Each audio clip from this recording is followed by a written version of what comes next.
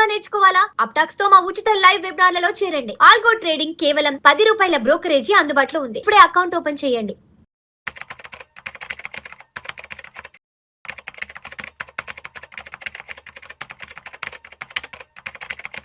నమస్తే, welcome to Suman TV. నేను విష్ణు. ప్రస్తుతం నాతో పాటు amphi registered mutual fund distributor Madhavi Reddy గారు ఉన్నారు. మేడం గారితో మాట్లాడదాం.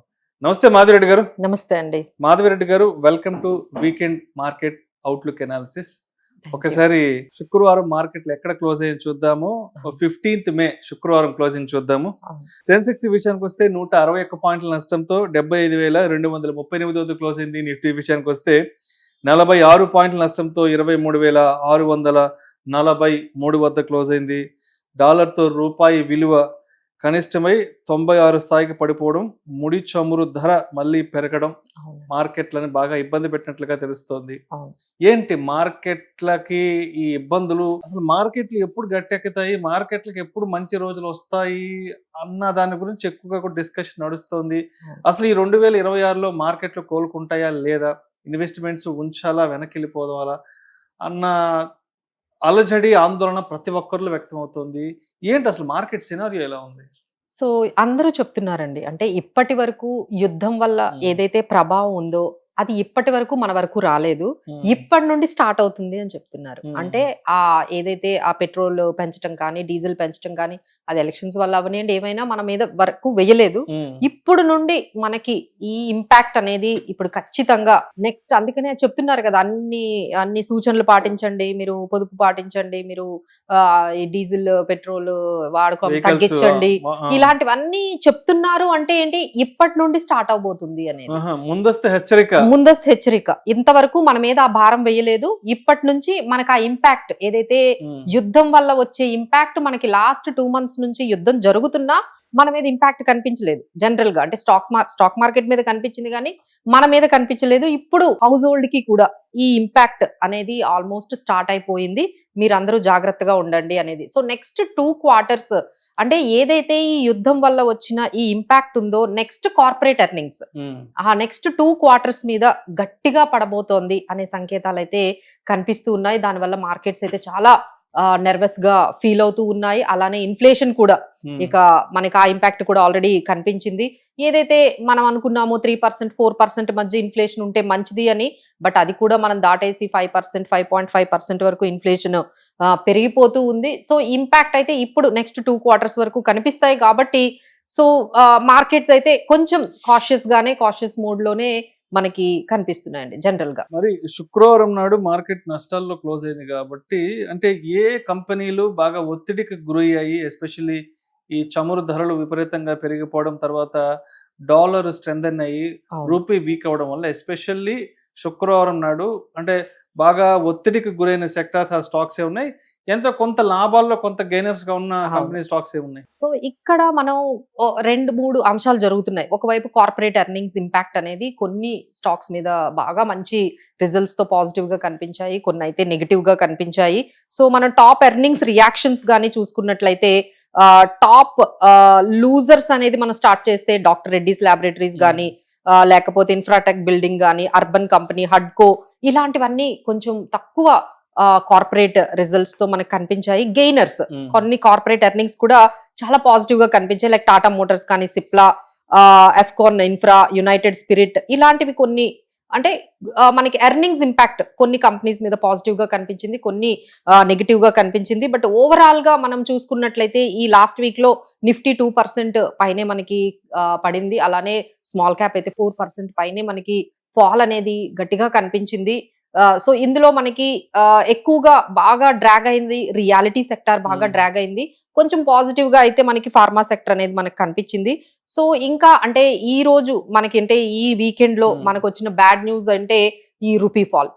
సో 96 అనేది అసలు చాలా అంటే ఆల్మోస్ట్ ఈ మొత్తం ఈ యుద్ధం స్టార్ట్ అయిన దగ్గర నుంచి దాదాపుగా ఫాల్ అనేది, రూపీ ఫాల్ అనేది చాలా ఎక్కువగా మనకి కనిపిస్తూ ఉంది. సో దానివల్ల ఎక్కువగా మార్కెట్ రియాక్ట్ అవుతుంది రూపీ. అంటే ఒకవైపు మనకి క్రూడ్ ఆయిల్ ప్రైస్ $100 అబోవ్ ఉందో అది ఎలాగూ మార్కెట్ మీద ప్రెషర్ పెడుతూ ఉంది. బట్ అంతకు మించి అంటే ఇప్పుడు క్రూడ్ ఆయిల్ ధర కన్నా మనకి ఈ రూపీ ఫాల్ అనేది ఎక్కువగా మార్కెట్స్ ని బాగా కన్సర్న్ చేస్తుంది. సో మేబీ వీఆర్ ఎక్స్పెక్టింగ్ మండేకి ఏమైనా ఆర్బీఐ ఏమైనా మెజర్స్ తీసుకుంటుందా, ఈ కరెన్సీ ఫాల్ ని ఈ విధంగా డిప్రిషియేట్ ఆపడానికి ఏదైనా చర్యలు తీసుకుంటుందా, ఆ క్యాపిటల్ అవుట్ ఫ్లోస్ ఏవైతే డాలర్ అవుట్ ఫ్లోస్ ఏవైతే ఉన్నాయో వాటిని ఏమైనా ఆపే చర్యలు ఏమైనా తీసుకుంటుందా అనేది అందరూ ఎదురు చూస్తున్నారండి. బట్ ఈ free fall of rupee depreciation మన మార్కెట్ మీద అయితే చాలా నెగటివ్ గా, చాలా ఒక బేర్ గ్రిప్ లో పెట్టుకుందని ఖచ్చితంగా చెప్పొచ్చు. అండ్ ముడి చమురు కూడా బ్యారెల్ ఆల్మోస్ట్ 3% అవునండి. పెరిగి $109.23 వద్ద కూడా ట్రేడ్ అవుతుంది. సో అక్కడ కూడా అంటే అక్కడ మనకి యుద్ధం కొంచెం తగ్గినట్టుగా కనిపించిన, అంటే సీజ్ ఫైర్లు కానివ్వండి, లేకపోతే ట్రంప్ అండ్ చైనా ప్రెసిడెంట్స్ అక్కడ కూర్చొని ఎలా అయినా హార్మోజ్ ని ఓపెన్ చేయాలి అది అనే ఒక డిస్కషన్లు ఇద్దరు అందరినీ పెట్టుకున్నారు. రిలీఫ్ లోకి తేవాలి. అందరిని ఎట్లయినా హార్మోజ్ ని ఓపెన్ చేయాలి, హార్మోజ్ ని ఓపెన్ చేయాలి, ఇదే ఎజెండా కింద ఇద్దరు ప్రెసిడెంట్లు కూర్చొని అక్కడ మాట్లాడారు. నెగోషియేషన్స్ వరకు అయ్యాయి. అలానే ఇరాన్ మీద కొంచెం ప్రెజర్ అయినా పెట్టి చైనా వైపు నుంచి కొంచెమైనా వాళ్ళకి చెప్పి ఆ హార్మోజ్ ని ఓపెన్ చేయించాలి అన్నదే మనకు కనిపిస్తుంది. అంటే అందరికన్నా ఇప్పుడు ఎక్కువగా యుఎస్ ప్రెషర్ లో ఉన్నట్టుగా కనిపిస్తుంది. ఎందుకంటే అక్కడ 5% వరకు బాండ్ ఈల్డ్స్ పెరిగాయి. ఎప్పుడైతే 5% వరకు బాండ్ ఈల్డ్స్ పెరిగాయో అది వాళ్ళ మార్కెట్స్ కి కానీ లేకపోతే వాళ్ళ ఎకానమిక్ కూడా చాలా నెగిటివ్ గా వెళ్తుంది. సో వాళ్ళకి చాలా డెట్ భారం కూడా పెరుగుతూ ఉంది. సో ఇన్ఫ్లేషన్ ఈ విధంగా పెరుగుతుంటే అక్కడ కూడా మనకి క్రూడ్ ఆయిల్ ప్రైసెస్ పెరిగాయి. సో యుఎస్ నుంచి కూడా ప్రెషర్ అనేది బాగా ఫీల్ అవుతూ ఉన్నారు. ఎందుకంటే అక్కడ కూడా క్రూడ్ ఆయిల్ ప్రైస్ పెరగడం, ఇన్ఫ్లేషన్ పెరగడం, దానివల్ల ఇంట్రెస్ట్ రేట్స్ తగ్గించకపోవడం, ఈ ప్రెషర్ అయితే బాగా ఉంది. So maybe we are all expecting ఏమైనా కొంచెం ట్రంప్ తగ్గి ఈ నెగోషియేషన్స్ కానీ ముందుకు వెళ్ళి హార్మోస్ గానీ ఓపెన్ అయితే might things go better. So ఏమైనా వీళ్ళిద్దరి మధ్య జరిగిన ఏదైతే బీజింగ్ లో చైనాలో ఏదైతే ఈ ఇద్దరు ప్రెసిడెంట్లు చైనా అండ్ యుఎస్ ప్రెసిడెంట్లు కూర్చొని ఏమైనా నెగోషియేషన్స్ తీసుకొని ఏమైనా తీసుకొస్తారేమో, we're just hoping for that. But అది ఏమైనా పాజిటివ్ గా జరిగినా మన మార్కెట్ కి వెంటనే రిలీఫ్ అయితే కనిపించకపోవచ్చు అండి. ఎందుకంటే we are facing the problem of rupee fall. అంటే ఒకవైపు మనకి క్రూడ్ ఆయిల్ ధర తగ్గిపోయినా రూపీ అనేది కానీ ఈ విధంగా 96-95 ఉందంటే మాత్రం again markets will be in the bear grip in the next week. చూడాలండి ఏ విధంగా మన ఆర్బీఐ మెజర్స్ తీసుకొని మన రూపీని కొంచెం ఏమైనా ఒక 94 ఆ స్థాయికి తీసుకొస్తుందేమో. We're all watching this measures of RBI. And ఇంకొకటి ఏంటంటే మాధవిరెడ్డి గారు, ఇంతటి గందరగోళ పరిస్థితుల్లో కూడా ఒక సినారియో కొంత డిఫరెంట్ గా కనిపిస్తుంది. ఎఫ్ఐలేమో ఆల్మోస్ట్ 1329 కోట్లు బై చేశారంట, శుక్రవారం బై చేశారు. డిఐలేమో సెల్ ఆఫ్ 1959 కోట్లు సెల్ చేశారంట. ఇక్కడేంటి ప్యాటర్న్ మారింది ఏంటి ఇక్కడ? అంటే ఇక్కడ మనం అంటే ఒక రోజు వాళ్ళు బయింగ్ లో ఉంటున్నారండి, బట్ ఇమీడియట్ గా సెల్ ఆఫ్ లో ఉంటున్నారు. So almost FIs sell off చూసుకుంటే దాదాపుగా 2.5 లక్షల కోట్లు వాళ్ళు మన దగ్గర మన స్టాక్ మార్కెట్ నుంచి అమ్మేసి వాళ్ళ డాలర్స్ అన్ని తీసుకెళ్లిపోవడం వల్లే ఈ విధంగా రూపీ ఫాల్ అవ్వడానికి కూడా ఒక విధంగా కారణమని ఖచ్చితంగా చెప్పొచ్చు. సో ఎఫ్ఐఎస్ సెల్లింగ్ అయితే కంప్లీట్ గా ఆగిపోలేదండి. మేబీ 1-2 ఇన్స్టెన్సెస్ లో ఒక 1-2 డేస్ లో, అంటే ఓవరాల్ గా మనం ఒక 7 days ఒక 10 days తీసుకుంటే 1 day వాళ్ళు బయర్స్ గా ఉంటున్నారు, బట్ మిగతా టైం అంతా కూడా వాళ్ళు సెల్లర్స్ గా ఉంటున్నారు. మెయిన్ రీజన్ ఏంటంటే ఈ పెట్రోల్ డీజిల్ ధరలు మనం వాళ్ళకి అర్థమవుతుంది ఏంటి, ఇండియాలో ఈ ఫిజికల్ డెఫిసిట్ బాగా పెరుగుతుంది, కరెంట్ అకౌంట్ డెఫిసిట్ ఎక్కువగా అవుతుంది, వాళ్ళు మేనేజ్ చేయలేకపోతున్నారు. దీని ఇంపాక్ట్ అనేది ఇన్ఫ్లేషన్ పెరుగుతుంది, ఆ విధంగా జీడిపి గ్రోత్ కూడా తగ్గుతుంది. సో ఇలా ఇండియా కాకుండా మిగతా కంట్రీస్ అండి, అంటే ఎమర్జింగ్ మార్కెట్స్ మాకు చాలా బాగున్నాయి కదా, అంటే మీరు తైవాన్ తీసుకోండి, కొరియా తీసుకోండి, చైనా, ఇలాంటి కొన్ని కంట్రీస్ కి వాళ్ళు వెళ్ళిపోతున్నారండి. ఇండియాలో ఇక ఇంత రిటర్న్స్ రావు, ఎందుకంటే వాళ్ళకి 2 రకాల నష్టాలు ఉన్నాయి. ఒకటి ఏంటంటే ఇక్కడ ట్యాక్సెస్ ఎక్కువ, రీసెంట్ గా మనం క్యాపిటల్ గెయిన్స్ అనేవి బాగా పెంచారు, స్టాక్ మార్కెట్ మీద ఏవైతే రిటర్న్స్ వస్తాయో క్యాపిటల్ గెయిన్స్ పెంచారు. అలానే రూపీ ఫాల్ అనేది వాళ్ళని చాలా వరకు నష్టాల్లోకి ఎఫ్ఐఐస్ ని తీసుకువెళ్ళిపోతోంది. ఆ తర్వాత గెయిన్స్ కూడా రావడం లేదు. ఎకనామిక్ పాలసీస్ కూడా ఇక్కడ ఎకనామిక్ గ్రోత్ చూసుకున్నా, లేకపోతే కరెంట్ అకౌంట్ డెఫిసిట్ చూసుకున్న, ట్రేడ్ డెఫిసిట్ అంతా కూడా డెఫిసిట్ లో వెళ్తుంది.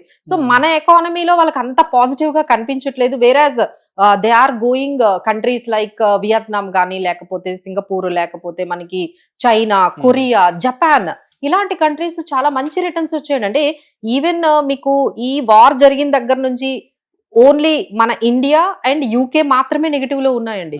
If you see Japan, if you see US, if you see S&P 500, Korea, ఈ అన్ని కంట్రీస్ లోని వాళ్ళందరూ పాజిటివ్ గా ఉన్నారు.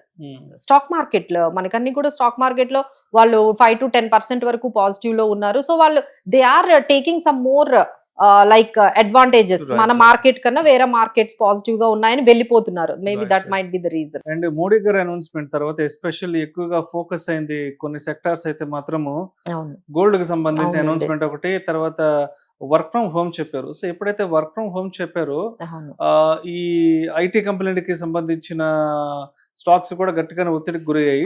తర్వాత నిఫ్టీ కూడా 2% ఫాలో అయింది, స్మాల్ క్యాప్ కూడా 4% ఫాలో అయింది. సో ఎలా ఈ సినారియో ఎలా చూడాలి? సో ఇంకా అంటే మనకు అన్ని వైపుల నుంచి ఒక నెగిటివ్ న్యూస్ అయితే బాగా కనిపించిందండి. ఒకవైపు ఈ పెట్రోల్ పెంచడం, ఇన్ఫ్లేషన్ పెరగడము, ఒకవైపు రూపీ ఫాల్ అవ్వడము, FII సెల్లింగ్ చేయడము, ఒకవైపు క్రూడ్ ఆయిల్ నోట్ $6 ఉండడం, ఇవన్నీ సరిపోక ఇప్పుడు యాంథ్రఫిక్ అనేది మన ఎస్పెషల్లీ ఇండియన్ ఐటీ కంపెనీస్ ని ఒక 52 వీక్ లోకి తీసుకెళ్లిపోయిందండి. ఎప్పుడు ఇంత లోయెస్ట్ మనకి కనిపించలేదు. So AI is coming very అంటే మన ఇండియన్ ఐటీ కంపెనీస్ కి చాలా నెగిటివ్. ఎందుకంటే వాళ్ళు తెచ్చిన కొత్త ఏవైతే టూల్స్ ఉన్నాయో, ఇక ఇండియన్ ఐటీ కంపెనీస్ ఏవైతే వర్క్స్ చేస్తున్నాయో అవన్నీ రీప్లేస్ చేసినట్టుగా వాళ్ళు చాలా వరకు ఓపెన్ AI గానీ వీళ్ళందరూ కూడా మంచి టూల్స్ తో వాళ్ళు వచ్చారు. ఇంకా వాళ్ళ ఎక్స్పాన్షన్ కూడా AI లో చాలా ఇన్వెస్ట్ చేస్తూ ఉన్నారు. వాళ్ళకి ధీటుగా మన ఇండియన్ కంపెనీస్ అంత ఇన్వెస్ట్ చేయలేకపోతున్నాయి. సో అది కూడా కొంచెం వాళ్ళకి నెగిటివ్ గా ఉంది. సో ఇండియన్ ఐటీ కంపెనీస్ అయితే చాలా వరకు ఈ యాంథ్రోపిక్ అండ్ AI ఓపెన్ AI వల్ల ఈ ఆర్టిఫిషియల్ ఇంటెలిజెన్స్ వల్ల అయితే చాలా వరకు నెగిటివ్ గా వెళ్ళిపోయి ఇదొక నెగిటివ్ న్యూస్ మార్కెట్ లో వెళ్తుంది. ఇంకా మీరు చెప్పినట్టుగా ఒకవైపు ఆయన గోల్డ్ కొనొద్దు అని ఎప్పుడైతే అనౌన్స్మెంట్ చేశారో, గోల్డ్ కంపెనీస్ ఎస్పెషల్లీ మనకి టైటన్ కానీ, లేకపోతే సెన్కో గోల్డ్, తర్వాత మనకి కళ్యాణ్ జ్యువెలర్స్, ఎస్పెషల్లీ ఈ గోల్డ్ కంపెనీస్, లిస్టెడ్ కంపెనీస్ అన్ని కూడా చాలా నెగిటివ్ గా అయ్యాయి. సో ఓవరాల్ గా ఇది ఒక్కటే కాదండి, ఈ రోజు నేను చూసిన లేటెస్ట్ న్యూస్ ఏంటంటే ఎయిర్ ఇండియా చాలా వరకు క్యాన్సిలేషన్స్ చేస్తుంది ఫ్లైట్స్. ఆయన చెప్పారు కదా ట్రావెల్ ఎక్కువ చేయొద్దండి, ఫారెన్ ట్రావెల్ చేయొద్దు అనగానే వాళ్ళు తగ్గించేస్తున్నారు, టూర్లకు వెళ్ళకూడదు అని చెప్పేసేసారు కదా. సో దాని వల్ల ఏంటంటే మీరు ఇండిగో కూడా చాలా ఫ్లైట్స్ క్యాన్సిల్ చేసింది, అలానే ఎయిర్ ఇండియా కూడా చాలా ఫ్లైట్స్ క్యాన్సిల్ చేశాయి, రూట్స్ కూడా తగ్గించేసుకుంటున్నాయి. సో ఈ విధంగా ఒక బిజినెసెస్ అన్ని కూడా కొంచెం వాళ్ళ ఆపరేషన్స్ తగ్గించుకుంటున్నాయండి. Maybe we don't spend much కదా, ఇప్పుడు మన స్పెండింగ్ కూడా అంతగా బికాస్ ఆఫ్ ఇన్ఫ్లేషన్ పెరగడం వల్ల ఇప్పుడు రీసెంట్ గా అమూల్ వాళ్ళ మిల్క్ ప్యాకెట్ కూడా పెంచారు.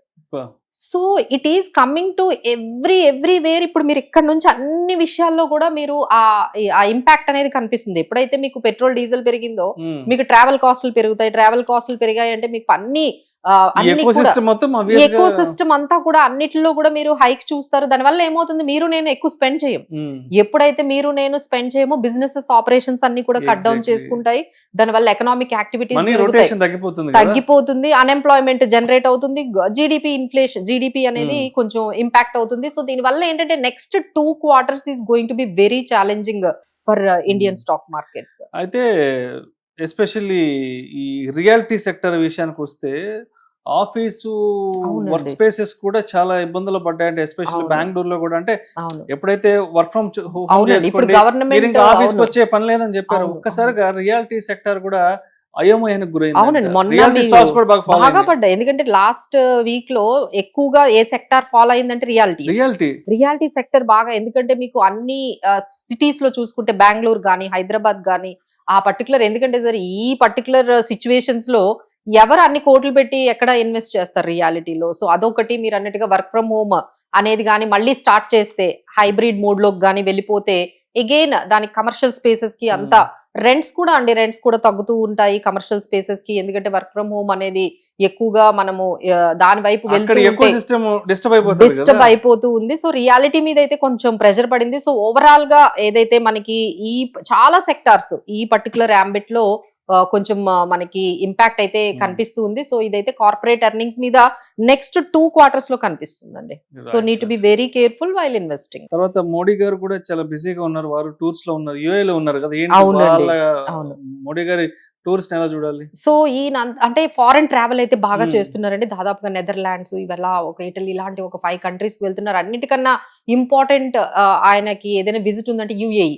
యుఏఈతో వెళ్ళి ఎల్పిజి గ్యాస్ గురించి, వాళ్ళ గ్యాస్ సప్లైస్ గురించి, ఎందుకంటే మనకి క్రూడ్ ఆయిల్ అయినా ఎక్కువ రోజులు మనము స్టోర్ చేసుకునే కెపాసిటీ ఉంది, కానీ ఎల్పిజి గ్యాస్ లేదండి.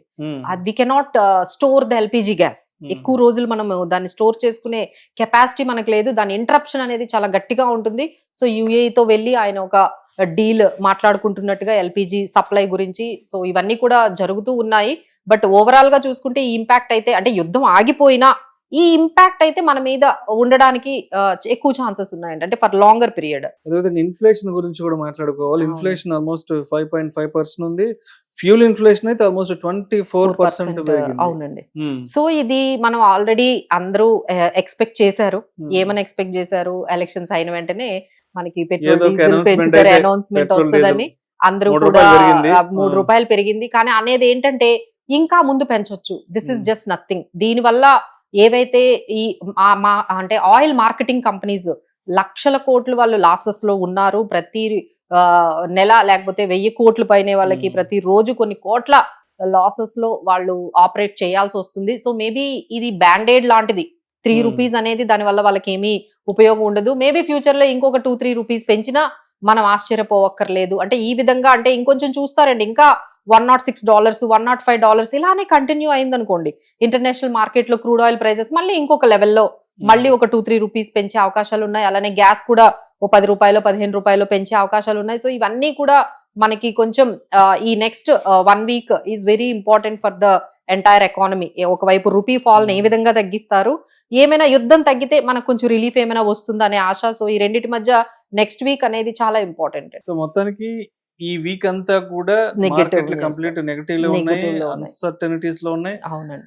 మార్కెట్లకి ఎన్ని రకాల నెగటివ్ న్యూస్లు కావాలో అన్ని రకాల, కొన్ని వందల కొద్ది, డజన్ల కొద్ది నెగటివ్ న్యూస్లు అయితే మాత్రం మార్కెట్ కి బాగా అన్ని సరంజామా అంతా రెడీగా ఉంది. సో మొత్తానికి నెక్స్ట్ వీక్ మండేకి మనం ఎలా జాగ్రత్తగా ఉండాలి? సో దట్స్ వాట్ అండి, అంటే కాషియస్ గా అయితే ఉండాలి. కొంతమంది దీన్ని ఆపర్చునిటీగా తీసుకొని కొన్ని స్టాక్స్ ని బై చేసుకునే అవకాశాలు కొంతమంది చేస్తూ ఉన్నారు. బట్ ఓవరాల్ గా మనం చూసుకుంటే మాత్రం అప్ సైడ్ అనేది చాలా లిమిటెడ్ గా ఉంది. అప్ సైడ్ అనేది అంటే 24,200, 24,400. అలానే మనకి డౌన్ సైడ్ చూసుకుంటే దాదాపుగా 23,200, 23,400 ఎంతవరకు కూడా డౌన్ సైడ్ కనిపిస్తుంది. సో మేబీ వీఆర్ ఎక్స్పెక్టింగ్ ఏమైనా జియో పొలిటికల్ టెన్షన్స్ కొంచెం తగ్గి, ఈ పర్టికులర్ ఏదైతే మనకి వార్ ఉందో లేకపోతే స్ట్రేట్ ఆఫ్ హార్మోజ్ ఉందో అక్కడ ఏమైనా వాళ్ళు ఒక పర్టికులర్ అండర్స్టాండింగ్ కి ఏమైనా వస్తే కొంచెం ఈజ్ అవుతుందండి. Otherwise it is going to be very tough. మళ్ళీ ఆయన మొదలుపెట్టి ఇక మళ్ళీ యుద్ధంలో కంటే ఇప్పుడు కొంచెం బ్రేక్ లో ఉన్నట్టున్నారు ఆయన. So Trump is on the break due to the visit of Beijing. So అక్కడ నుంచి మళ్ళీ బయటకు వచ్చిన తర్వాత ఆయన మళ్ళీ స్టార్ట్ చేస్తాడేమో, ఇంకొక రౌండ్ ఆఫ్ చేయొచ్చు. అన్నిటికన్నా ఇంపార్టెంట్ ఏంటంటే మనం మండే చూడాల్సింది ఏంటంటే రూపీ ఏ విధంగా మనకి రికవరీ అవ్వబోతోంది, ఆర్బీఐ ఏ విధంగా తీసుకోబోతోంది చర్యలు, దాని మీదే మన మార్కెట్ అనేది ఖచ్చితంగా ఆధారపడి ఉంటుందండి. So please watch the rupee ఏ విధంగా మనకి మళ్ళీ $95 వస్తుందా, 95 రూపీస్ ఎగెనెస్ట్ డాలర్ కి వస్తుందా, లేదు అంటే 96.14 వరకు కూడా వెళ్ళిపోయింది. సో దాన్ని బట్టే మన మార్కెట్స్ అనేవి డిపెండ్ అయి ఉన్నాయి. అలానే ఎర్నింగ్స్ కూడా కొన్ని మిక్స్డ్ ఎర్నింగ్స్ అనేవి జరుగుతున్నాయి. కొన్ని మంచి ఎర్నింగ్స్ వస్తున్నాయి, కొన్ని ఏమో కొంచెం డిసప్పాయింట్ చేస్తున్నాయి. ఓవరాల్ గా మిక్స్డ్ ఎర్నింగ్స్ అయితే మార్కెట్ లో కనిపిస్తున్నాయి. So markets are in to the this kind of range of 23,200 నుంచి 24,200 ఈ రేంజ్ లో ఎక్కువగా కనిపిస్తుంది. Thank you so much Madhavi Reddy గారు. వీకెండ్ మార్కెట్ అనాలిసిస్ ని చాలా డీటెయిల్ గా తెలియజేస్తే థ్యాంక్ యూ సో మచ్.